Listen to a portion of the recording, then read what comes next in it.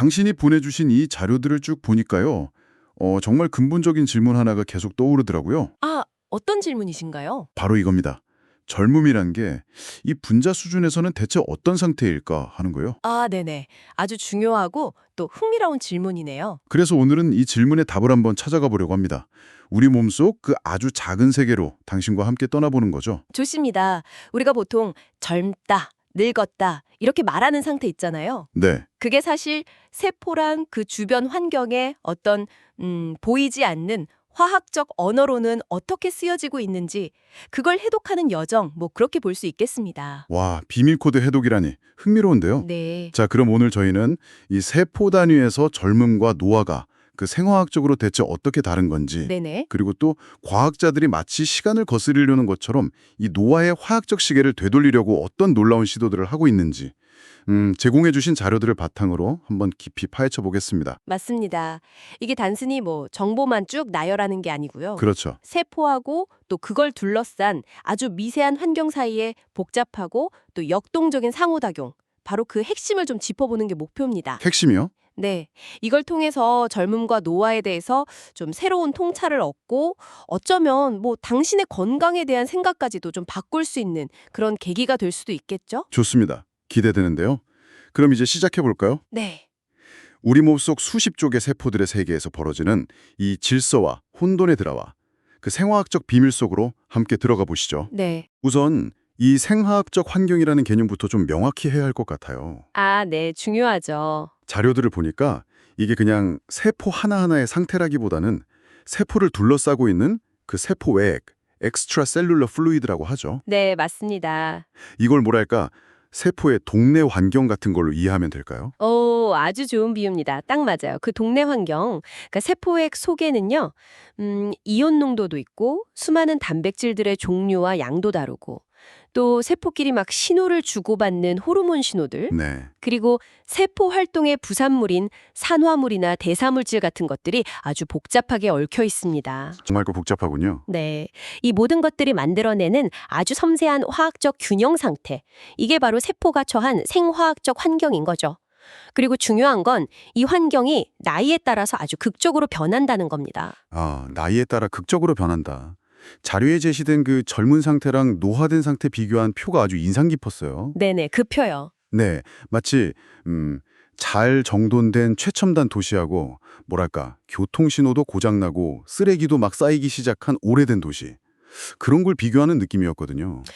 그 비교가 정말 핵심을 짚으셨네요. 구체적으로 어떤 차이들이 있는 건가요? 몇 가지 중요한 축을 중심으로 좀 살펴볼 수 있는데요. 첫 번째는 산화완원 상태입니다. 산화완원 상태. 네, 쉽게 말하면 세포 내에서 녹쓰는 과정하고 이걸 방지하는 힘, 그 사이의 균형이에요. 젊을 때는 그 NAD 플러스 같은 항산화 물질이 풍부해요. 일종의 세포 청소 부위자 수리공 같은 역할이죠. 아, NAD 플러스요. 들어본 것 같아요. 네, 이게 균형을 잘 맞춰줍니다. NAD 플러스는 에너지 생산하고 DNA 수리에도 꼭 필요하거든요. 필수적이군요. 그런데 나이가 들면 이 NAD 플러스가 확 줄어들어요. 그러면서 마치 도시에 방치된 폐기물처럼 산화 스트레스가 막 쌓여서 세포가 손상되기 시작하는 겁니다. 아, 그렇군요. 그럼 에너지 공장이라는 미토콘드리아의 효율도 떨어진다고요? 그렇습니다. 에너지 대사 측면에서 보면요. 젊은 세포의 미토콘드리아는 아주 효율 좋은 발전소 같아요. 에너지를 깨끗하게 잘 만들죠. 깨끗하게. 네, 반면에 늙은 미토콘드리아는 기능이 떨어져서 에너지 생산은 줄고 오히려 매연 같은 해로운 활성산소, ROS라고 하죠. 이걸 더 많이 뿜어내요. 아, 에너지 효율은 떨어지고 오염은 늘어나고. 딱 그겁니다. 그럼 호르몬 환경 변화는 어떤가요? 이게 스트레스랑 좀 관련이 깊을 것 같은 느낌인데요. 맞습니다. 예리하시네요. 호르몬 환경도 크게 달라집니다. 젊을 때는 뭐 성장, 수면, 활력 이런 거에 관련된 호르몬들이 균형을 잘 이루면서 시스템을 안정적으로 유지해요. 네. 하지만 노화가 진행되면 그 스트레스 호르몬으로 알려진 코르티솔 수치가 높아지는 경향이 있고요. 아, 코르티솔. 네, 그리고 인슐린 저항성, 다시 말해 혈당 조절 능력이 떨어져서 대사질환의 위험도 커지게 됩니다. 시스템 전반의 조율 능력이 떨어지는 거죠. 그렇군요. 염증 반응도 참 흥미로웠어요. 젊을 때는 뭐 상처나도 금방 아무는 것 같은데 나이 들면 염증이 좀 오래가는 느낌이 있잖아요. 네네. 이게 바로 그 inflammaging, 이거랑 관련이 있는 건가요? 정확히 보셨습니다. 젊을 때의 염증 반응은요, 필요할 때 딱 켜졌다가 문제가 해결되면 빠르게 꺼지는, 뭐랄까, 화재 경보 시스템 같아요. 아, 효율적이네요. 네. 하지만 노화된 상태에서는 뚜렷한 불씨도 없는데 계속해서 낮은 수준의 경보가 울리는 상태.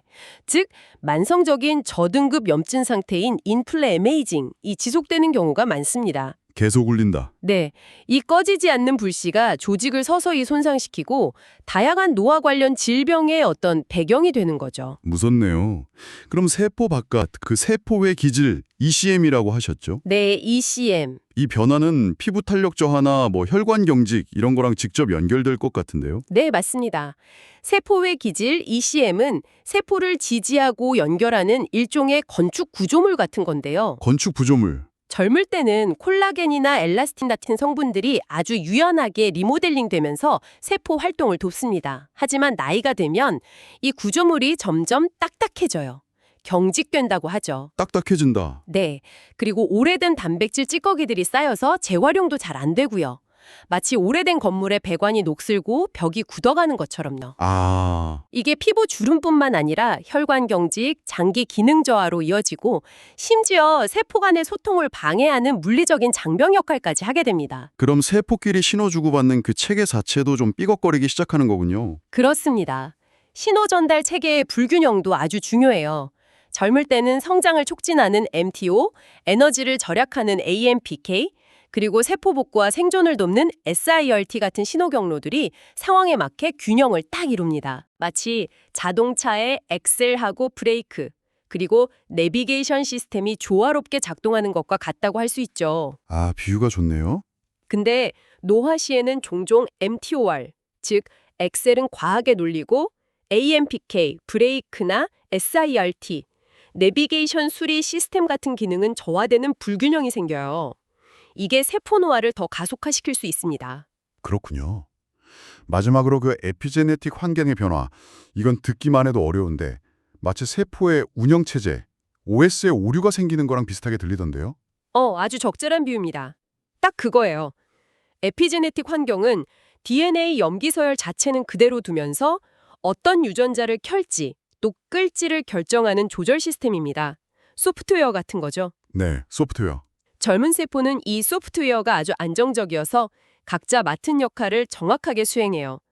그런데 노화되면 이 조절 패턴, 예를 들어 DNA 메티라 패턴 같은 게 불안정해지고 좀 무작위적으로 변하면서 엉뚱한 프로그램, 그러니까 엉뚱한 유전자가 실행되거나 아니면 필요한 프로그램이 꺼지는 등 혼란이 발생하는 거죠. 혼란이 발생한다. 네, 세포가 자신의 정체성을 잃고 오작동하기 시작하는 겁니다. 와, 들어보니까 젊음이라는 게 단순히 뭐 시간의 문제가 아니라 세포 수준에서 이 모든 시스템이 정말 정교하게 조율되고 소통하는 일종의 화학적 질서 또는 조화의 상태라고 볼 수 있겠군요. 맞습니다. 반대로 노화는 이 질서가 무너지고 시스템 전반의 어떤 잡음, 노이즈가 증가하면서 소통 오류가 누적되는 과정이고요. 핵심을 정확히 짚으셨습니다. 젊음은 마치 잘 조율된 오케스트라 같아요. 각 파트, 세포 기관이나 신호 경로들이 정확한 타이밍에 제소리를 내면서 아름다운 하모니를 만드는 상태죠. 오케스트라 비유 좋네요. 반면에 노화는 지휘자의 통솔력이 약해지고 악기들이 제멋대로 불협화음을 내기 시작하면서 전체적인 연주가 망가져가는 과정에 비유할 수 있습니다. 그 자료에 나온 표현처럼 세포들이 서로의 언어를 읽고 신호가 왜곡되어 각자 제멋대로 행동하기 시작한 상태. 이 표현이 바로 이 혼돈을 잘 보여주는 거죠. 그렇군요. 그러면 이 젊음의 화학적 조화를 이루는 구체적인 특징들은 뭘까요? 그냥 균형 잡힌 상태라는 말만으로는 좀 부족할 것 같거든요. 네네. 자료에서 강조된 5가지 핵심 특징, 이걸 좀 더 자세히 들여다보죠. 네, 좋습니다. 젊은 생화학적 환경을 떠받치는 5개의 기둥이라고 할 수 있겠네요. 5개의 기둥. 첫째는 아까 잠깐 말씀드렸던 항산화, 산화 균형, 리독스 밸런스입니다. 젊은 세포는 NAD+나 글루타티온, GSH 같은 자체 방어 시스템을 충분히 가동해서요. 세포 활동의 부산물인 활성산소 ROS를 효과적으로 관리합니다. 관리를 한다? 네, 마치 도시의 청소 시스템이나 방제 시스템이 잘 작동하는 것과 같죠. NAD+가 노화의 핵심 동인 중 하나로 밝혀지면서 그 재료가 되면 NMN, NR 같은 물질들 있잖아요. 네, NMN, NR. 요즘 많이들 얘기하죠. 네, 이런 걸 보충해서 이 시스템을 좀 강화하려는 연구가 아주 활발한 이유가 바로 여기에 있습니다. 아, 그렇군요. 그럼 두 번째는 세포 신호의 균형이군요. 그 mTOR, AMPK, SIRT1 이 세 가지가 핵심 플레이어처럼 보이는데 얘네들은 어떻게 상호작용하는 건가요? 맞습니다. 두 번째 특징은 세포 신호 균형입니다. 이 세 가지는요, 세포의 에너지나 영양 상태를 감지하는 센서이자 조절자라고 보시면 돼요. 센서이자 조절자. 네. mTOR은 성장 모드를 켜고 AMPK는 절약 및 재활용 모드를, 그리고 SIRT1은 스트레스 대응 및 복구 모드를 담당한다고 볼 수 있습니다. 아, 각자 역할이 있군요. 네, 젊을 때는 이 세 모드가 필요에 따라서 아주 유연하게 전환되면서 균형을 이룹니다. 그런데 영양 과잉 상태거나 노화 때문에 mTOR, 즉 성장 모드가 계속 켜져 있으면요, 오히려 지방이 축적되거나 염증 같은 걸 유발하면서 노화를 촉진할 수 있어요. 계속 엑셀만 밟고 있는 거군요. 그렇죠. 그런 상황과 비슷합니다. 그리고 만성 염증이 없다는 점도 중요한 특징이네요. 아까 그 인플라메이징이 없다는 건 단순히 질병이 없는 상태 그 이상인 것 같아요. 맞습니다. 세 번째 특징은 만성 염증의 부재, anti-inflammaging state입니다. 젊은 상태는 급성 염증에는 효과적으로 잘 대응하지만 불필요한 만성 염증이라는 꺼지지 않는 불씨가 없는 상태를 말합니다. 꺼지지 않는 불씨. 네, 이 인플라메이징이라는 게 배경소음처럼 계속해서 조직 손상을 유발하면서 다양한 노화 관련 질병의 어떤 공통분모로 작용하거든요. 네네. 따라서 젊은 환경이란 이런 만성적인 염증성 배경소음이 없는 아주 조용한 상태라고 할 수 있습니다. 조용한 상태. 네 번째는 세포 외기질, ECM의 유연성이었죠? 아까 딱딱해진다고 하셨는데 이게 구체적으로 어떤 문제를 일으키나요? 네 번째 특징은 세포 외기질, ECM의 유연성입니다. 젊은 조직의 ECM은 끊임없이 리모델링 되면서 세포가 활동하기 좋은 환경을 제공해줘요. 네. 하지만 노화로 ECM이 경직되면 이게 단순히 피부 탄력이 떨어지는 걸 넘어서요, 혈관이 딱딱해져서 혈압을 높이고 장기가 섬유화되면서 기능이 떨어지고 심지어 뇌세포의 연결망에도 영향을 줄 수 있습니다. 뇌까지요? 네, 세포들이 살고 소통하는 집 자체가 노후화돼서 불편해지는 거죠. 아, 칩이 노후화된다. 마지막 다섯 번째는 에피제네틱 안정성이었죠? 세포의 OS가 안정적이라는 건데 이게 불안정해지면 어떤 일이 벌어지는 건가요? 맞습니다. 다섯 번째 특징은 에피제네틱 안정성입니다. 젊은 세포는 DNA 메틸과 같은 에피제네틱 표식이 아주 안정적이어서요, 각 세포가 자기 역할에 맞는 유전자만 정확하게 사용합니다. 필요한 것만 딱딱. 네, 마치 잘 정리된 도서관에서 필요한 책만 정확히 찾아 쓰는 것과 같죠? 그런데 노화로 이 표식이 흐트러지면 엉뚱한 유전자가 켜지거나, 즉 엉뚱한 책을 읽거나 혹은 필요한 유전자가 꺼지면서 필요한 책을 못 찾거나 하면서 세포가 정체성을 잃고 기능 이상을 보이게 됩니다. 기능 이상이요. 네, 이게 심하면 암세포 발생과도 관련이 있을 수 있죠. 그래서 이 에피제네틱 시계를 되돌리려는 시도, 즉 야마나카 인자, 야마나카 팩터즈를 이용한 세포 리프로그래밍 연구가 요즘 큰 주목을 받는 겁니다. 아, 야마나카 인자. 그게 OS를 초기화하는 거랑 비슷하다고 하셨죠? 네, 맞아요. 젊을 때의 설정으로 되돌리려는 시도 같은 거죠. 이야, 이 모든 차이점하고 특징들을 알고 나니까 이제는 과학자들이 단순히 노화를 그냥 지켜보는 걸 넘어서 실제로 이 젊은 생화학적 환경을 되찾기 위해서 어떤 구체적인 노력들을 하고 있는지 궁금해지네요. 그렇죠. 자료에 나온 그 5단계 접근법은 마치 노화라는 미로를 거꾸로 걸어 나오는 어떤 지침서처럼 보이던데요. 네, 맞습니다. 과학자들은 노화의 정말 다양한 측면을 공략해서 젊은 상태로 되돌리려는 그런 다각적인 전략을 개발하고 있습니다. 그 제시된 5단계가 그런 시도들을 잘 보여주고 있죠. 네. 1단계는 항산화 시스템 복원입니다. 아까 말씀드린 것처럼 고갈된 NAD+를 보충하기 위해서 NMN 같은 전구체를 사용한다거나 아니면 글루타티온 생성을 늘리는 식으로 세포 자체의 방어 능력, 유지 보수 능력을 강화하려는 접근이죠. 그렇군요. 2단계는 신호 전달 리셋. 이건 뭔가 식단 조절 같은 거랑 관련이 있어 보이는데요. 네, 맞습니다.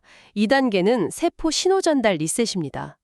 노화로 불균형해진 그 mTOR, AMPK, SIRT 같은 신호 경로들을 다시 젊은 상태의 균형점으로 되돌리려는 노력이에요. 균형점으로. 네.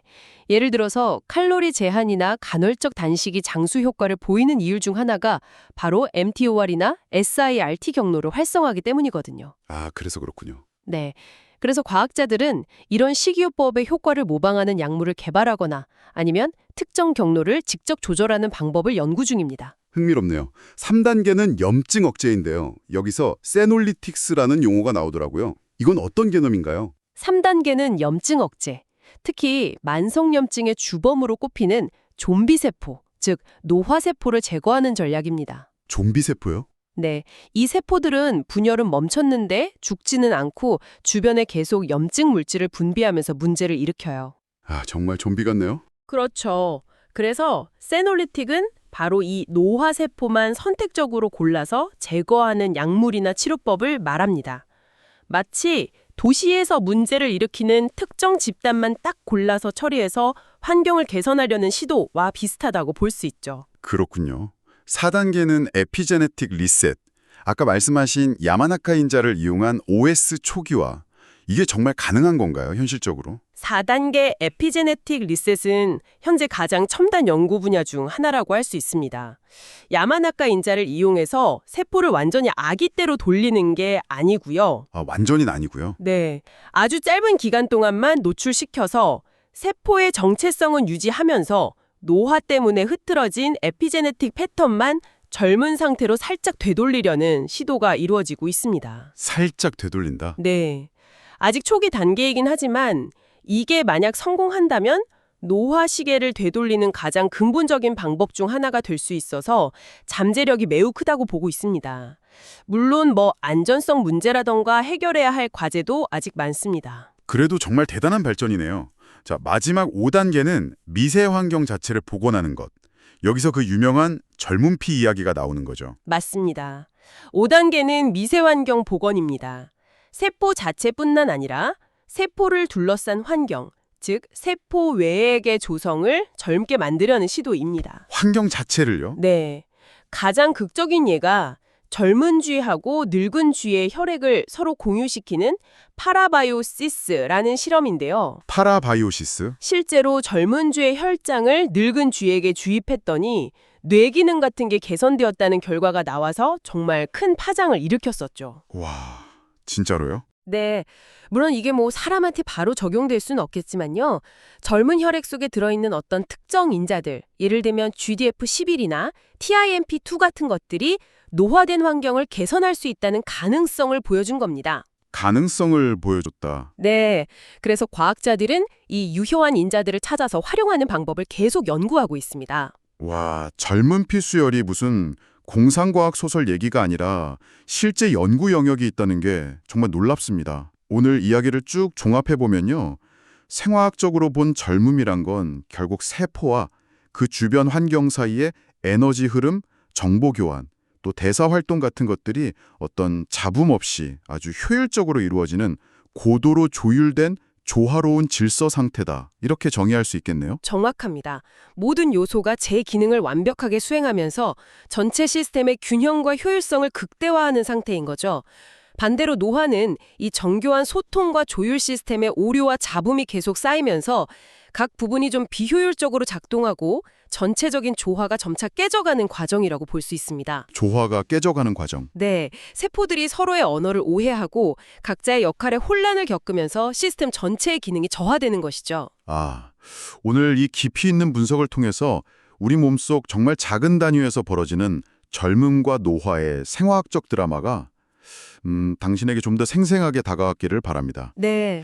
사실 좀 복잡한 개념들도 있었지만 우리 몸의 작동 원리를 이해하는 정말 흥미로운 여정이었던 것 같아요. 여기서 한 걸음만 더 나아가서요. 마지막으로 이런 질문을 한번 던져보고 싶습니다. 네, 어떤 질문이신가요? 우리가 오늘 살펴본 이 생화학적 환경이라는 것을요, 단순히 나이 들면 어쩔 수 없이 변하는 결과로만 받아들여야 할까요?